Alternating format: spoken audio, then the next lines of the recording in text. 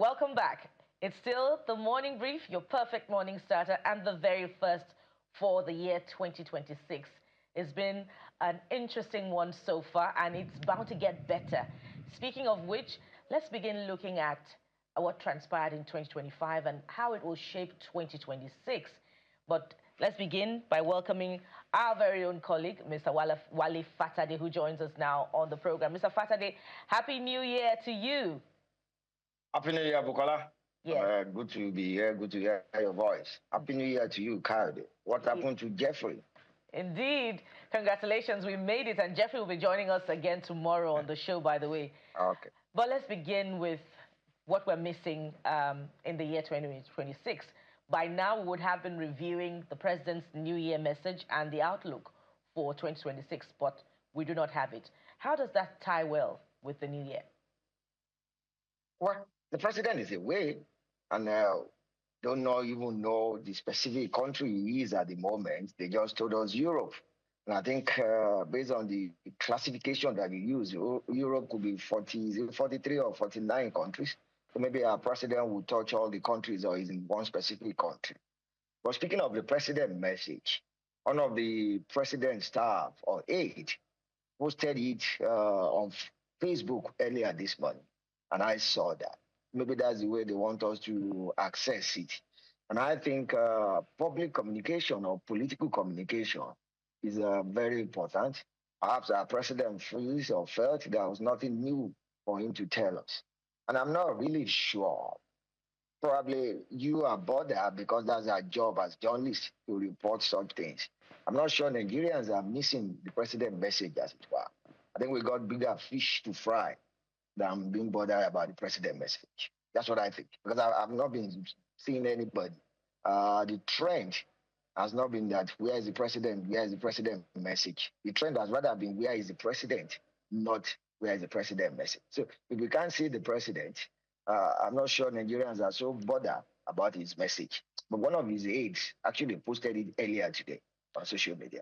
Oh, yes. Yes, indeed. I mean, we've seen that message titled 2026 marks the beginning of a more robust phase of economic growth, President Tinubu's New Year goodwill message to Nigerians. Yes, we've seen this statement, but, you know, we're used to having that speech, that broadcast, start the year on that note. So I don't know if it's a good thing or a bad thing that Nigerians don't miss it, but clearly it doesn't look good. You usually that's my assessment, Card. And I think, you know, you and I know, we've had this issue with successive presidents who have failed to address us or who have failed to speak to us. And perhaps maybe political scientists are in a better position to assess. Yeah. But I think it speaks to, at a certain level, the kind of disdain or the kind of, how do I put it now, the way our leaders see us. If citizens are expecting something from their leaders that is not illegal, that is not at a certain level ungodly, I think it's not too tidy enough that those leaders are nowhere to be found. But it's just a continuation of what we have been used to as Nigerians and the way our leaders treat us. So that's how we're starting 2026. But Mr. Fatade, 2025 was that year. Lots of political intrigues. And maybe we'll just start from here in Lagos. You know, 2026 was 2025. Sorry, I'm not used to that already, so it might take a while to get used to. Don't worry, you'll soon get used to it. But 2025 here in Lagos, in case some people forgot, 2025 was the year that Speaker of Lagos State Assembly, Mudashiru Obasa, was actually impeached in that sense, and someone else took over, only for us to see the new person, Miranda, stepping down for this man to reclaim his seat. I'm not sure that has ever happened, but 2025 accommodated that intrigue in Lagos politics. I mean, as a journalist, as someone who has watched this space and covered it for years, did this mark like, something new for you that would maybe spiral into something bigger? Or you think that that smoke has been killed? Oh, I think it's, and you know, you said something about, I was basically looking at, considering that I was really of age during the Second Republic, 79, and we all knew then, those of us who are old enough, that the party system or the political parties were actually much stronger than office holders. I mean, I remember even the party in power then, the National Party of Nigeria, will not do anything without the Baba we refer to as Baba in Tutaba, for those of us in Ibadan then, Augustus Meredith Adisa Kiloye not being involved. Or later, Uba Ahmed, who became the secretary to the MPA, and even the late stage of Bafemi Awolowo, many instances deferred to the party. So I think it just shows how progressively, if you pardon the irony now, progressively how our democratic experience has depreciated because there was a validly constituted assembly sitting, the House of Assembly, and they removed the then speaker. But then, in not a surprising move too much for me, where the power lies, we saw that being reversed. But before we get ahead of ourselves, let's reverse a bit. How did the House of Assembly members emerge? Were there true primaries that show that their emergence or their candidacy, rather, were a product of the people's wishes and desire? Is these days of consensus? Is these days of party has decided this will be the candidate? And so if you owe your allegiance or maybe your ticket or the seat you occupy to somebody, you should not get ahead of yourself by thinking you are independent. You are still tied to the apron strings. I mean, and so if you remember political machines that we have had in this part of the world, or maybe you look at the Tammany Hall in New York, or the Daily Machine in Chicago, or even the machine of the late Sardauna or Bafemi Awolowo, you know how strong the party was or the parties have been. So if you did not emerge as the desire or the wishes of the people, why are you complaining when the Lord and Master or your owner, in a way, said you should go this way? So, and I think that's what we just saw that time. That it shows where the power lies, and it shows who actually holds the reins of power. That's all. But it's not too tidy for democracy. That shows us how you begin to see when organs of government in the democracy that we claim we are practicing, when one organ is not functioning very well, all of us are going to be affected. And speaking of organs of democracy, another event that saw 2025, heaving or palpitating, if you like, is the declaration of a state of emergency in River State following months of tension and, if you like, violence in at some times in River State. That was eventually lifted 6 months after. But Mr. Fatade, how did that shape the politics of the entire, political landscape of Nigeria in 2025? And how is it yet to shape 2026 if you consider that there is still a seeming Cold War between political godfather and godson in River State and, by extension, some members of the State Assembly in River State? I think at a certain level, Mukola, you have put a lot of issues together. The first one, and I pray God help me in addressing that. The first one is the declaration itself. And we have seen the Supreme Court going ahead to rule. I remember speaking to a lawyer then, associate professor of public law University of Lagos, who told us that based on the way the Constitution is now, Constitution did not specify, or does not specify rather, that but the president followed the law, as it were. And I mean, when you have a client and a quiescence National Assembly or Senate, I think it was only the Senate that was supposed to rule on that or affirm or vote on that, and they decided that. And you could see again how the Supreme Court judgment went, that the president did not do anything illegal, as it were. So we must note that. That's number one. And then we saw what happened after 6 months. Mr. Fubara was replaced. And I think the show, macabre now, yeah, that qualifier is necessary, that is currently going on, shows that it's not yet, not everything was this cliche, it's not yet woo, things are not yet over. And I remember reading one of the reports by Mr. Wiki, who said that 600 billion naira cannot save Fubara or cannot help Fubara in getting the ticket. I was thinking in my mind, is that how much money, and pardon my ignorance, is that how much money the River State has to play with? Even though that might be an allegation, we are not sure. So I think the time ahead, the future in rivers is interesting. These are interesting times because in every other state, where the governor is member of APC, it is the governor that is leading the party. And so it befuddles one that somebody who claims not a member of that party, somebody who claims or who has been alleged to be holding another party in store or in trust for the president, would be saying those things he's saying. And I think we see, Rivers State citizens should not stand at ease yet, because the battle ahead promise to be very fierce and interesting. And it just, at certain level, again, is a sad commentary on our nature of democratic governance. You just weep in your mind that since 1999 that we have started this, then that's almost 30 years. A child born in 1999 who is still floundering the way our democratic experience is floundering, the parents will be remiss or the guardian. And that's the sad commentary there, that what quality of governance are Nigerians getting? We seem to be concentrating so much on politicking at the expense of governance. And so you find public office holders supposedly elected or have been elected playing more politics than governance. And apparently the answer blows in the wind. We could see the quality of governance, we could see rather in the quality of lives that citizens are living. That's the sad thing for me. So maybe it's fair to do a quick follow-up. Now he's been reinstated, but he just said, you know what? It's not enough to be reinstated. Let me move to the APC. He's moved to the APC. The former governor and FCT minister remains in the PDP. And it looks like there's a lot of... In one of the PDP arms. You know, there are two arms or two factions. Very important point there. Is this storm over, or 2026 we'll see yet another chapter in the Rivers? Oh, for Rivers State, and newsrooms are doing scenario planning or strategic planning on covering politics in 2026. Is what the voting reporter to Rivers State if you don't have, because there will be many, many things that will be unfolding there. We should keep our eyes on Rivers State. And we hope it's not going to be a yardstick or a measure of what will happen in the entire country. Well, that's free consultation. That's really very kind of you, Mr. Fatade. I remember to send my invoice to Mr. John Mob.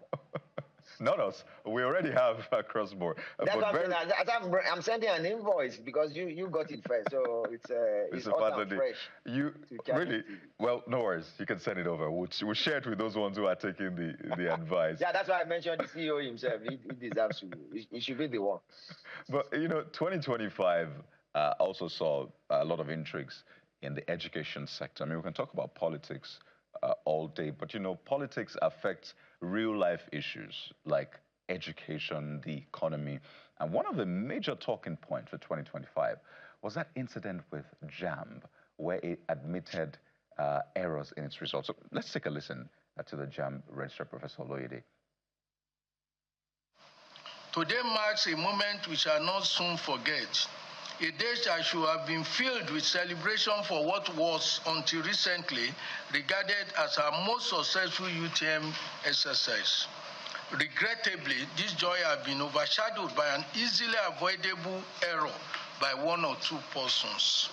The unusual level of public concern and loud complaints has prompted us to do an immediate audit or review of what happened, which we ordinarily would have done in June.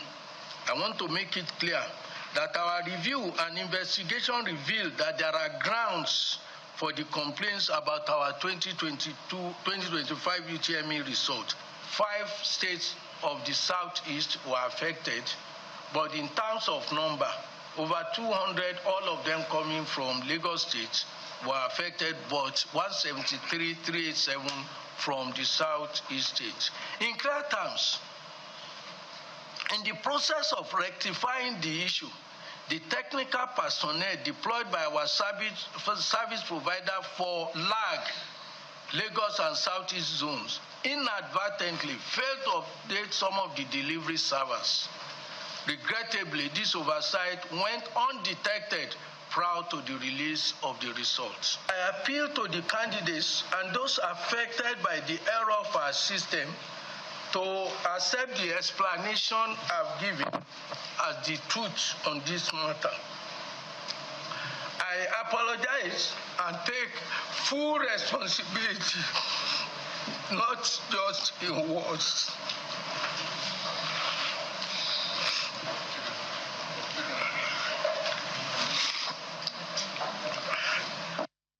Professor Ishakoloyede, they're in tears. That video got a lot of people talking. In 2025, we also saw the Ministry of Education saying, you know, math is not compulsory for some courses, but then there was a U-turn. We saw WAEC students taking the WAEC, writing some of them examinations at night. All in all, Mr. Fatadi, education in 2025, your opinion, your perspective on it. I think, and I apologize if I get a bit emotional about this, because my son was involved in that. And I was outside the country that time. So, but mercifully, my wife was able to manage the aftermath. And I thank her for that, even though I've said that. But I'm saying that publicly. Excuse me. And I'm remiss that Professor Oloyede is actually in the job as of now. Because if you apologize and you are taking full responsibility, what has happened? Has anybody been sanctioned for that? And by the way, I don't know how Nigerians think. When that thing happened, some of us kept on shouting. And even the Minister of Education himself, Dr. Alaus, said that it's the candidates that did not do well. And the minister tomorrow did not apologize for that, thereby stigmatizing a bunch of young people who have done very well. And I think it's a shame. And I say that again.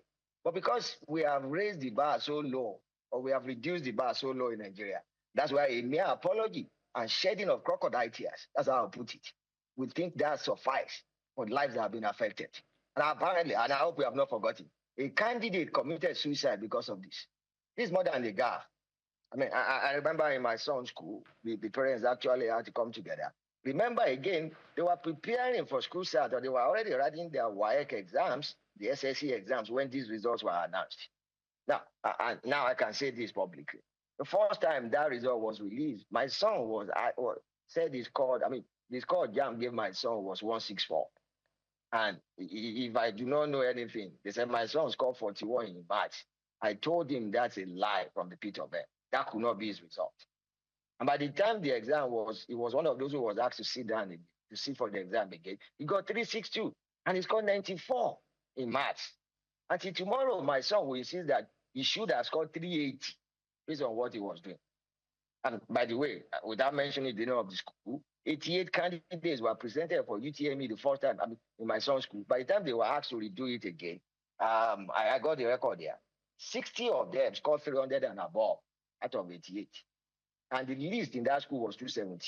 And by the way, I hope you remember, they did it differently. Different subjects, different combination in different centers. Only God knows what happened. Until tomorrow, I believe the UTME result of this year or last year was not a reflection of the candidate's ability. And these are results that people take outside Nigeria. The SSC exam you mentioned too. Imagine schools that did not have power. That there is no electricity. They wrote that English exam at 10 p.m. In my son's school, it was around 9 p.m. Thank goodness, thank God they had power. So this is how we are trifling, this is how we play kite, to use that popular expression in Nigeria with young people's lives. Until today, nobody has been sanctioned, nobody has been queried, there has been no investigation. The National Assembly or the Senate, they did what happened to that report? Nobody has been prosecuted, nobody has been forced to quit or resign because of this. Now tell us, it shows how we run and ruin the lives of young people. That's how sad it is. Oh, Mr. Fatadi, a very emotional walk down. Oh, and there is one thing, excuse me, yeah. Bukola, we should stop deifying public officials. It is deification of Professor Oloyede that people think he should not be criticized, people think he's above mistakes, people think he's above errors. Now, he's a matter of supporters or well-wishers, particularly our colleagues in the media. It's been thrown back in their faces now. Thank you. Indeed, and I recall one of our guests also calling him out for not as much as acknowledging the candidate that took their own life after that admission or prior to that admission of guilt in the error that was reported. But we hope that the policies in the education sector will augur well for Nigerian students in 2026. Let's go to another event that got a lot of Nigerians talking for weeks after it occurred, and that was the admission, yes, another admission by former military president Ibrahim Babangida that late MK Abiola won the June 12, 1993 election. In his book, A Journey of Public Service, A Journey of Service, an autobiography of Ibrahim Babangida, launched in the year 2025. And Mr. Fatade, I wonder if you recall that this also elicited conversations around who the coups of that time were targeted at between the Igbos and the Yorubas. Has Nigeria, particularly after this admission, sufficiently addressed the elephant in the room around the issues that trailed June 12, 1993 presidential election, and especially the events, of the military coups of the time prior to former military president Ibrahim Babangida? Well, I think, and that's why we should all be careful. By the way, that President General Babangida admitted, well, he called himself military president, that he admitted is a blunder or grave error. I mean, people, that is not going to undo what really happened. I mean, think of the lives that were lost in the June 12 riots. And every time I wake up, sometimes I think of this. Every time I think about it, rather, could Nigeria's trajectory have been different if that June 12 elections were actually upheld? Could we have avoided the military coup that followed? Remember, it was when Abacha took over. We had the Dia Phantom coup. People were executed, or things could have happened after that. I mean, we lost colleagues as journalists. I mean, who, because of the June 12 crisis. Some of us started journalism during that era. I mean, walking as it were into the landmine of reporting in Nigeria. And here we are still talking about this. And apologia does not cut it. And I think it's a shame that whatever good Babangida did, and he did some, we must acknowledge that there were some good things that came under his government. His tenure will be defined largely by annulling that election. That's so sad. That's a lesson for all of us, particularly those in leadership position at whatever level, that you should be careful. Whatever you do, the consequences of your action or inaction continue to reverberate years after you have left office. No matter how you try so much, no amount of whitewashing or no amount of deodorant, political deodorant or communication deodorant wash away that stench of the annulment of June 12. And who knows, maybe Nigeria's story will not have turned out the way it is now. Wow. Well, Mr. Fatade, while we're still dealing with the aftermath of all of that, 2025 also saw its fair share of defections. No, not fair share. I think 2025 was unfair. It took an unfair share of defections. More than fair share. More than others, really. The governor of Rivers State defected. The governor of Delta State defected. The governor of Akpabio State defected. In fact, the whole Enugu State too defected. The whole South literally defected in that, and then Southeast, at least we had the governor of Enugu State defecting. The governor of Osun State too. Bayelsa. Yeah, Bayelsa, yeah, the South State. But the governor of Osun... Thank you for rubbing about my home state. Yeah, my governor too. My home state. The governor of Osun State's defection was not the typical defection, but it was a defection. Oh yeah, his own was against the run of the grain. Exactly. His heart was defecting in one place, but it was not the usual defection. Exactly. And against the run of estimation that the governor of Kano State is about 42. Exactly. We also saw Mr. Atiku Abubakar defecting, Mr. Nasir El-Rufai defecting, David Mark defecting, and one person said, I'm not going to miss this 2025 defection year. Mr. Peter Obi, last day of 2025, he's also defected.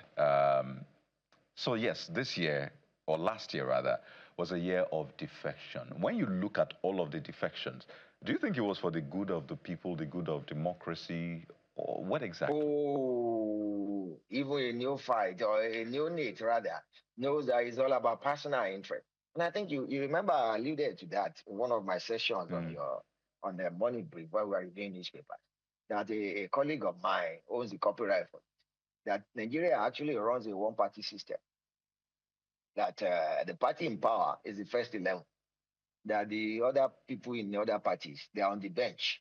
They are waiting for when they will be subbed on, using a football metaphor, or when they will come onto the field of play. So this just shows that our democracy at certain level is a joke. And we can, how do I put it now? We can emo ourselves or delude ourselves that things are improving. I mean, there's no fidelity to party. And people will actually tell you that it does not matter as long as it gets elected. That's what matters.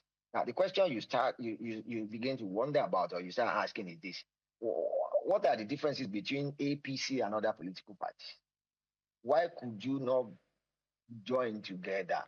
So if you told us that this party was bad before, then you were in another party.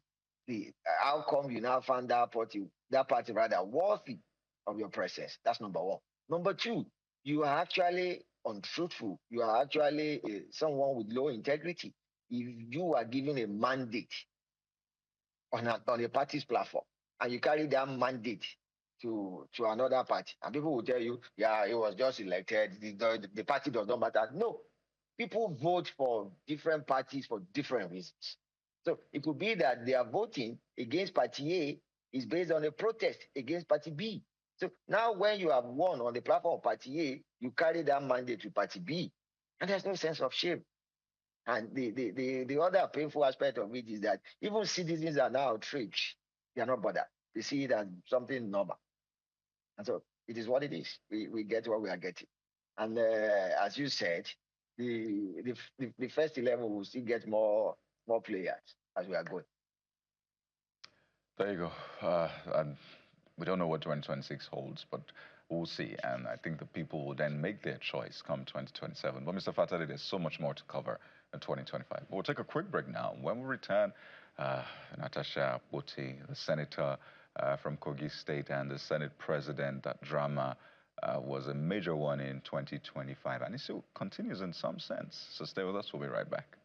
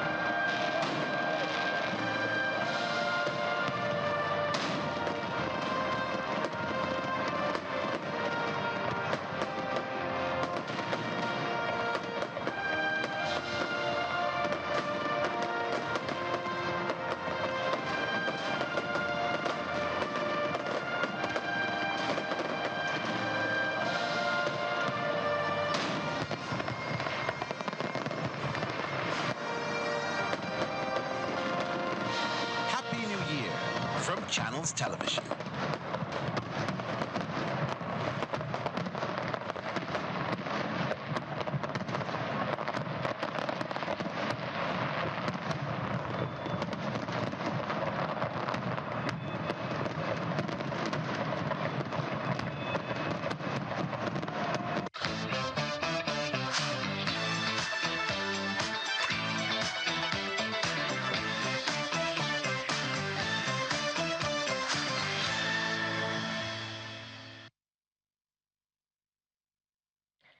Welcome back. And so we continue with our review of the events that shaped the year 2025. And of course, we already set the tone for that by recalling what began as a seat rearrangement following a defection of a particular lawmaker. And so Senator Natasha Akpabio,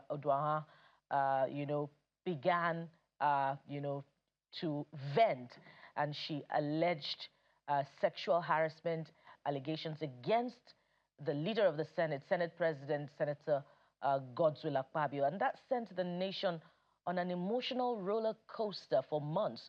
But let's walk down memory lane. His or her name may only be presented to the Senate by a senator who shall affix his or her name at the beginning thereof.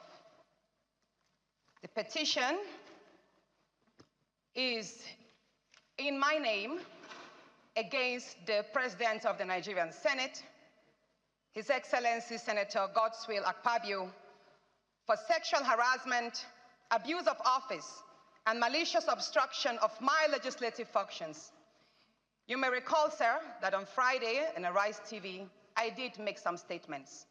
And I have decided to narrow these statements in a formal petition against the President of this Senate. So if it may please you, I would humbly step forward and lay this petition. Thank you. You may proceed.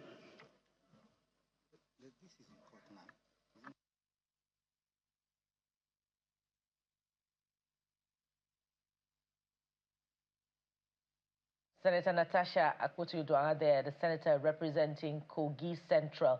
And of course, there were a lot of other issues that arose out of the presentation of that petition. She was accused of not studying the Senate rules because she was not supposed to sign her own petition.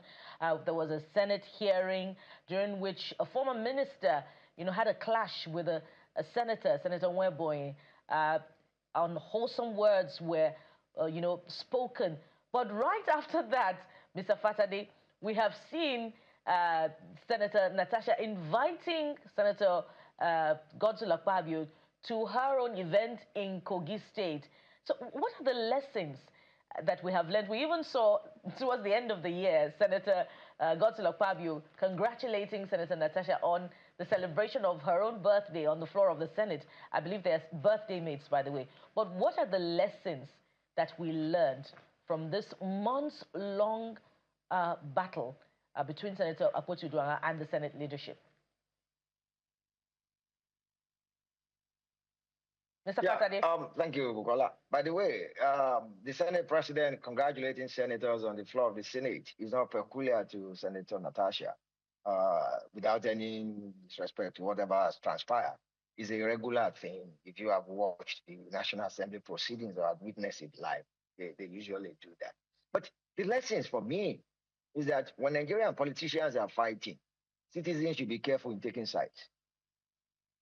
And we have said that over and over again, that my own father has a way of describing Nigerian politicians. He said the stone on the top and the stone below, they are both stones. So it is who we are. When political gladiators are in the arena, we should be careful of taking sides. That's number one. So it's amazing that you begin to wonder the matters in court, and I leave this to their lawyers. What are the things you'll be pleading now in court with the way it has turned out now? But on another side, it shows how we still treat women in this part of the world. Because you found out that people made some comments there, even some senators, that actually were degrading womanhood. They actually did not affirm the position, the esteemed position that women deserve in the scheme of things. And a lot is stacked against women in the political arena already. I mean, they are underrepresented, they are not well protected, and we have seen this kind of issue being replicated at different levels across Nigeria, whereby people will shout at a woman if she's trying to fight for her right, that sit down, should you even be here? Your place is in the kitchen. And so it's sad that we are still weaponizing gender in the year of the Lord 2025. It's sad that despite research and studies showing that women actually contribute more to the GDP than men, they've shown how hardworking they are. We are still viewing them through that lens of weaker sex. And so we still believe that a woman, except for physiology, in intelligence and intellect, is not equal to a man, or does not equal to a man, which is so sad. So that some people view that incident from the gender of, the lens of gender, weaponizing gender, as though women are subpar, or women, how do I put it? Women are not fit to a leadership position. And I think we should do better as a society. And it is painful again at certain level, women actually, they are their own worst enemies. They are the ones that shut down fellow women from taking their rightful position. So Nigerian women should do better. Even when society is against you, women should support women more. So hope 2026 will be that year. Women supporting women, indeed. From politics, Mr. Fatade, let's go over to security. This was also a year that saw more than its fair share of insecurity across parts of the country. You can talk about the Uromi killings in the early part of the year. We had travelers who were killed in Edo State, and that caused national uproar. The president condemning the killings, the governor of Edo State having to visit Kano State, to commiserate with the governor and the family members. Some sort of dark spot, you will see, but it would appear it was handled well, at least by the authorities. And the Plateau killings as well, which has become a yearly thing, right? The Plateau killings. And towards the end of the year, we saw Reverend Achomo standing up like a savior, a superhero of sorts, raising issues, and the United States picking this up.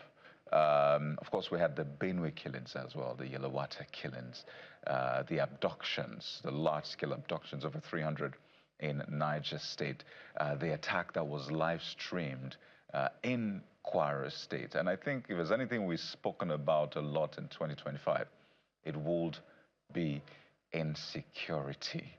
But do you think we have turned the corner, Mr. Fatade? I think the first one for me is that I don't know anybody who watched that video of Eruku, I think, in Kwara State, who did not end up being traumatized, especially with that old woman who could not run very well. And it's a shame that that's what we have turned Nigeria into. And by the way, I hope you remember, there are still some people in captivity as we speak now in Kogi State, and which other state again? There was a Reverend Canon of the Anglican Church, I think, a canon rather, who has been killed as it was reported, but whose wife and daughter are still being held captive. And it's just, as a father, you are traumatized seeing young children being kidnapped, whether in Niger, in Kwara, in Kogi, in Benue, or wherever parts of Nigeria. And it's shameful that these things that have been with us for about 13, 14, 15 years now, and we've not been able to turn the tide or turn the corner. And it's particularly shameful again that until the United States or the president of the United States threatening many things to all, against us, that's when our government, our president now took it much more serious. I begin to wonder that how long are we going to play politics with people's lives? The first duty of a government is protection and security and welfare, protection, security, and welfare of the citizens. And I think based on the evidence so far, our current government could do better than what we have. And I hope the U.S. intervention, and by the way, there's no shame in admitting that I can't help myself, I need help. Sovereignty is not particularly important when the lives of your people are being taken away willy-nilly. And so you don't hold on to sovereignty when you can't protect your own people. And so it's a good thing at a certain level that the United States Army is actually involved now with our own forces. And so it's up to the Nigerian Army and our government to actually work on the gains being recorded by the US Army. That's all. But it's apparent that our government did not do well in protecting its citizens. Now, we've been hearing comments about state police, state police, state police. When is that taking off? I mean, we could see what has happened to Amotekun. There was a news report about 2-3 days back. I don't know how far that is true, but it was widely reported that some of those who are in the areas where the strikes have been targeted at, they have actually escaped down to Ondo State.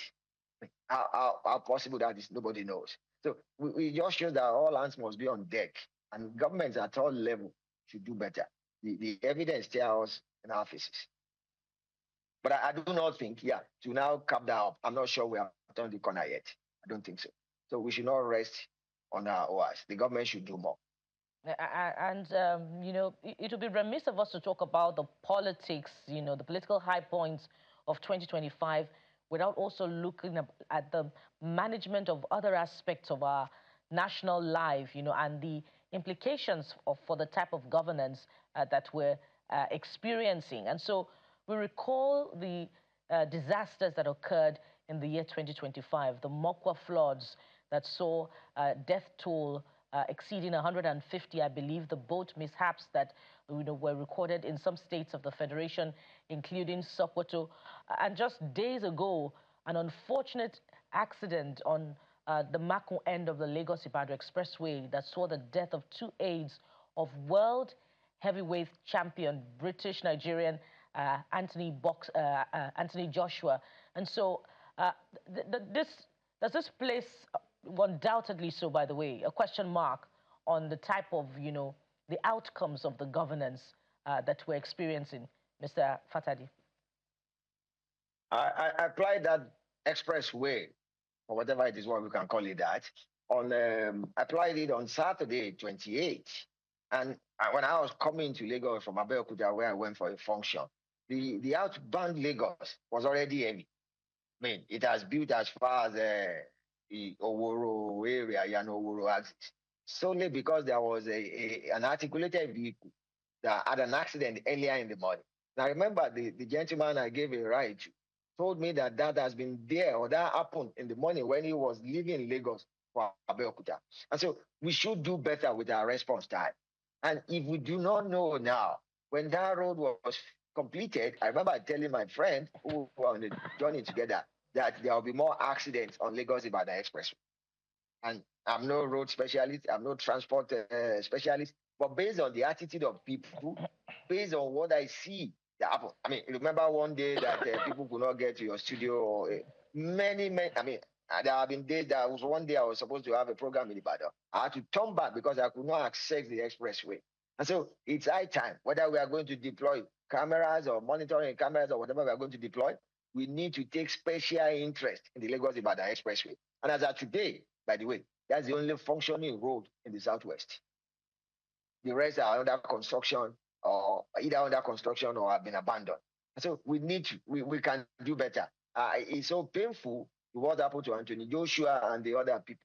And as much as we love to speak good things about our country, I think it's the Independent of London, or where was I reading either yesterday or today, that got a picture of one of our regular gridlocks on that expressway, and now had the caption, the notorious highway where Anthony Joshua people died. And I felt sad as a Nigerian that that's the kind of picture, or that's the kind of story that they will be reporting about my country.